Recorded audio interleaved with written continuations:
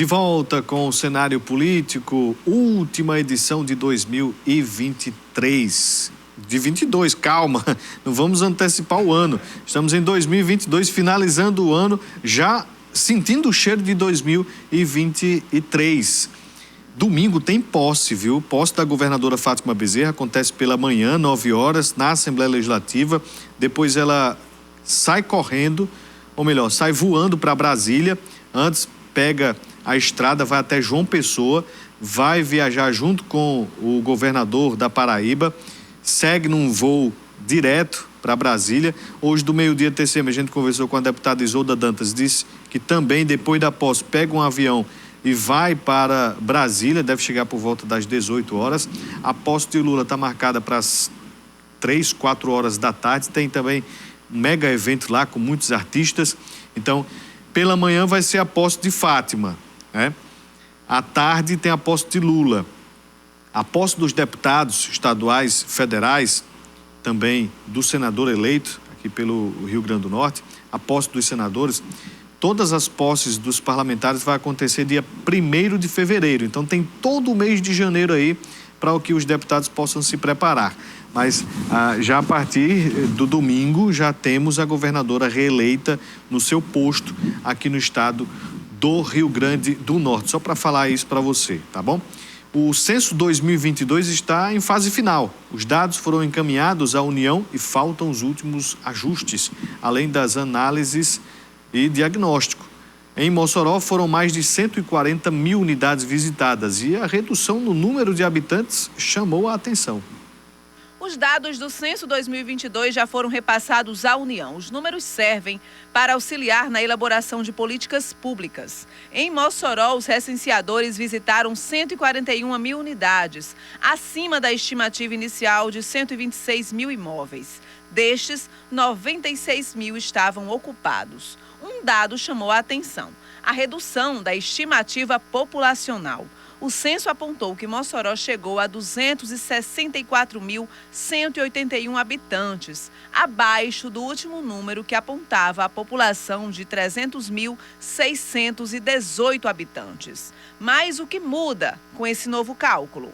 Mudam os recursos do Fundo de Participação do Município, o FPM, a partir dos critérios definidos pela União. Outra alteração é em relação à transferência de recursos per capita, ou seja, por pessoa, para as áreas de saúde e educação, por exemplo. Outra novidade deve ser em relação à composição da Câmara Municipal de Mossoró. Com a estimativa superior a 300 mil habitantes, Mossoró tem 23 vereadores e pode passar a ter 21 a partir desse novo censo. De acordo com o coordenador de área do IBGE, o resultado ainda é preliminar. Ele explicou que a última estimativa oficial foi baseada em um contexto de grande crescimento de 2000 a 2010, quando a cidade apresentou aumento populacional de 21,5% na população, correspondendo a 45 mil habitantes. O IBGE aponta, inclusive, que em relação ao censo de 2010, houve crescimento de 1,7%, que corresponde a 4 mil pessoas. A redução ocorreu em relação à estimativa. Isso é um dado que ainda vai demorar um pouco a ser digerido, e principalmente por demógrafos, geógrafos, que vão analisar o que causou isso, essas movimentações, esse efeito demográfico. Essa redução não é bem uma redução, digamos, é uma redução quando se compara à estimativa. Mas quando comparamos, por exemplo, ao resultado do censo demográfico passado, houve um acréscimo. Houve um acréscimo de em torno de 4 mil pessoas, 4.300 pessoas, o que equivale a mais ou menos 1,7%. Ou seja, do censo passado para cá, quando pegamos o saldo desses períodos censitários, houve um acréscimo populacional em Mossoró. Entretanto, esse acréscimo foi inferior ao acréscimo que ocorreu entre os anos 2000 e 2010. Apesar dos problemas iniciais para a coleta de dados, o censo em Mossoró avançou em relação às outras cidades brasileiras. O Rio Grande do Norte também apresentou evolução no recenseamento em comparação aos outros estados do Nordeste. Hoje nós temos mais de 95% dos setores já finalizados. Dos nossos 428 setores, quase todos já estão finalizados. E os que estão ainda abertos, em andamento, eles estão em fase final de coleta. E é basicamente para atestarmos a qualidade. Pode ter ocorrido algum deslize do recenseador, algum problema de coleta específico. Então, esse é o momento atual da coleta em Mossoró. Aliás, assim como todo o Rio Grande do Norte, que é um estado que está com coleta avançada em relação ao Brasil, nesse momento estamos mais trabalhando com a qualidade da coleta. Tá aí, vamos aguardar para ver como é que fica a quantidade de habitantes aqui de Mossoró, do estado, do país. Imagine só, se cair para menos de 300 mil habitantes, teremos redução na Câmara de Vereadores e aí movimenta a cena política, movimenta muita coisa. Então fiquemos atentos aí, consolidação desses dados do IBGE.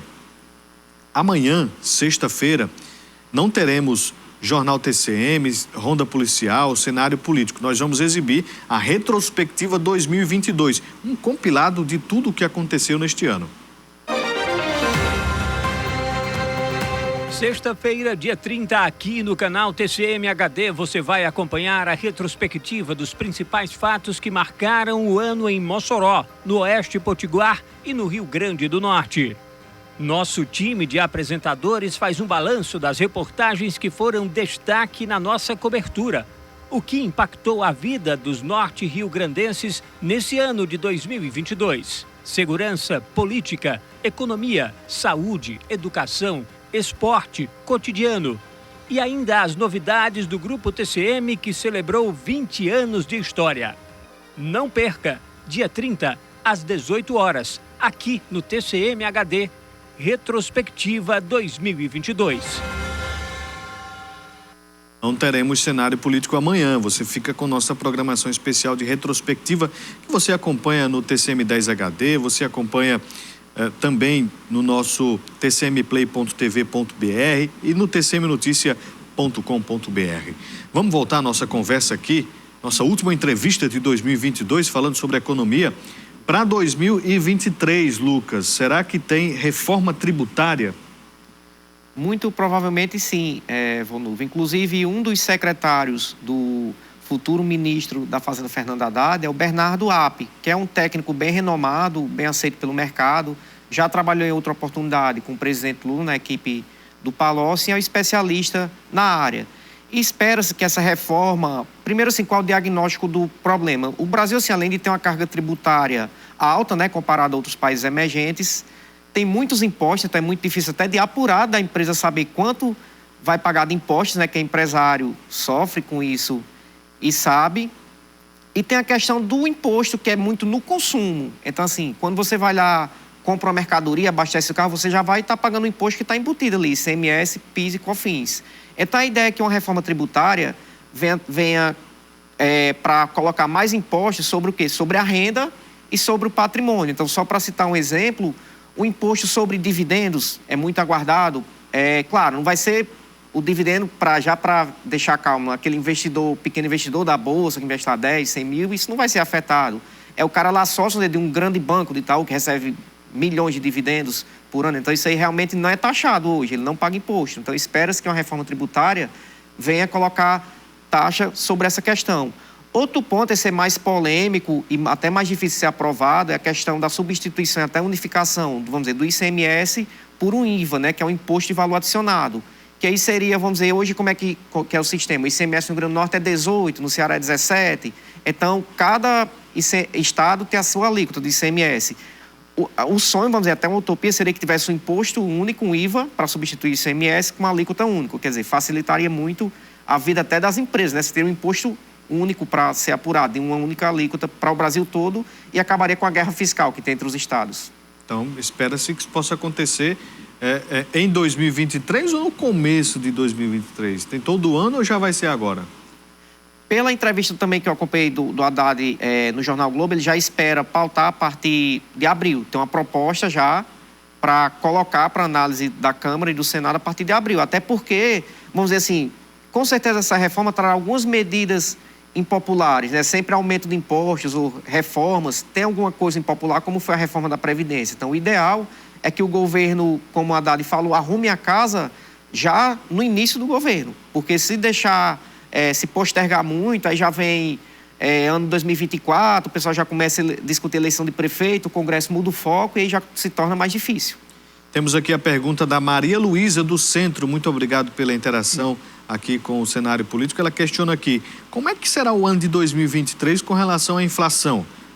Com o novo governo federal, as relações econômicas e investimentos internacionais serão retomados ou fortalecidos? Ótima pergunta. Com relação à inflação, as projeções do mercado estão em torno de 5% para 2023. Acho que Maria Luísa, né, fez a pergunta. Aí, com a volta do PIS/COFINS, espera-se o seguinte, o cenário 1, vamos dizer assim, que a gente tem. Se a Petrobras não mudar a política de preços e não baixar o preço do combustível que a Petrobras cobra, isso pode ter um aumento aí de 0,5% a 0,7% na inflação. Então, isso, a gente teria uma inflação de 5,7% para 2023. Então, esse é meio que o cenário de inflação, mas continua na estabilidade, como a gente falou no outro bloco, né? Até dado os juros altos que o Brasil tem, né? Outro ponto que pode se discutir, a taxa de juros no Brasil. Até economistas como André Lara Rezende, né? Foi um dos criadores do Plano Real, fez um artigo criticando a taxa de juros do Brasil, que está muito alta e que não está servindo para controlar a inflação, que não é de demanda, é inflação de choque de preço de combustível. O segundo ponto, espera-se que sim, melhore as relações internacionais do Brasil, né? Até, vamos dizer assim, pelo tom mais conciliador do governo Lula em relação ao governo Bolsonaro, que tinha muitos conflitos, vamos dizer, meio que ideológicos com governos, vamos dizer, tidos mais de esquerda até da América Latina, como a Argentina, Venezuela, entre outros. Então, espera-se que nas relações exteriores isso traga boas parcerias comerciais para o Brasil. Você falou aí num ponto que foi crucial neste ano. Gasolina, combustíveis. O presidente Lula confirmou Jean Paul Prats na presidência da Petrobras. E ele fala sempre na busca pelo protagonismo novamente da Petrobras. Além disso, investimentos em energias renováveis. Como é que o perfil do Jean Paul foi visto aí pelo mercado, pelos economistas? O mercado, vamos dizer, ele analisa muito número. Então, assim, para o investidor em si, o que compra lá aquela ação da Petrobras, a PTR4, o modelo atual estava muito bom, porque a Petrobras estava usando o poder de monopólio, o combustível seguia o PPI, que é a paridade internacional, que basicamente segue a alta do preço de petróleo e o dólar. A Petrobras se desfez de muitas refinarias, né? Inclusive aqui na região da gente, vendeu para 3R, para Petro Recôncavo, os Campos Maduros e outras refinarias. Então, quer dizer, esse dinheiro da venda, ele distribuía em forma de dividendo para os acionistas. Então, vamos dizer, se eu sou um investidor, o modelo Bolsonaro para a Petrobras, para ganhar dinheiro, seria melhor para mim. A Petrobras pagando aí 40% de dividendo ao ano. Aí, vendo assim, por outra razão, se eu sou um consumidor, já o Lucas consumidor, o modelo de Jean Paul Prats tende a ser melhor, porque ele provavelmente, isso é quase tido como certo como mercado, é tanto que Petrobras puxou hoje a queda do Ibov. Ele vai acabar com o PPI e vai implantar um novo modelo, talvez que siga os custos de produção do petróleo, né, do combustível, em reais. E aí sim, a Petrobras apura o custo de produção em reais, coloca lá sua margem de lucro e vende o combustível. E com relação ao investimento, sim, tende a ser uma Petrobras que vai distribuir menos dividendos, já foi inclusive anunciado, e vai investir mais. Ou seja, então a questão de venda de campos, refinarias, isso é o inverso. Vai ter talvez mais investimentos em refinarias da Petrobras.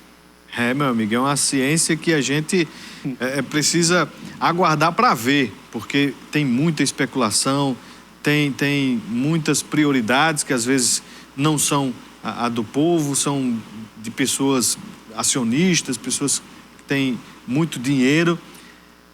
A gente torce para que o Brasil possa melhorar e para que o povo mais pobre, a população mais pobre, possa ter capacidade de compra. A gente torce para que o empresário continue vendendo muito, possa ganhar muito dinheiro também. Difícil é equilibrar tudo isso, mas a gente espera que o Brasil possa crescer e se desenvolver aí no 2023 e nos próximos anos. Lucas Godeiro, muito obrigado por ter vindo conversar conosco aqui neste nosso último cenário político de 2022 e sinta-se convidado para retornar em 2023 para a gente analisar mais a economia do nosso país. Muito obrigado, Vanuva. É sempre um prazer participar do cenário político e desejar um feliz ano novo a você, como também a todos os telespectadores da TCM, né? Que seja um 2023 muito bom na economia e em todos os aspectos da nossa vida. Seja sempre bem-vindo. Feliz ano novo para você, para sua família. A você de casa, a gente agradece essa parceria de todas as noites. Manda um feliz ano novo para você que está aí do outro lado, para toda a nossa equipe aqui, cinegrafistas, assistentes, nossos técnicos, pessoal do Master, nossos repórteres lá da redação. A gente deseja um feliz 2023, um feliz ano novo com muita paz, prosperidade e que a gente possa se encontrar com boas notícias. Vai ter notícia ruim, vai ter notícia que a gente não vai querer dar, mas tudo você fica sabendo aqui na tela do canal TCM10 HD. Para rever estas e outras entrevistas, acesse lá o nosso YouTube, playlist do Cenário Político TCM. Tenham todos uma ótima noite, um bom final de semana, até 2023. Um abraço.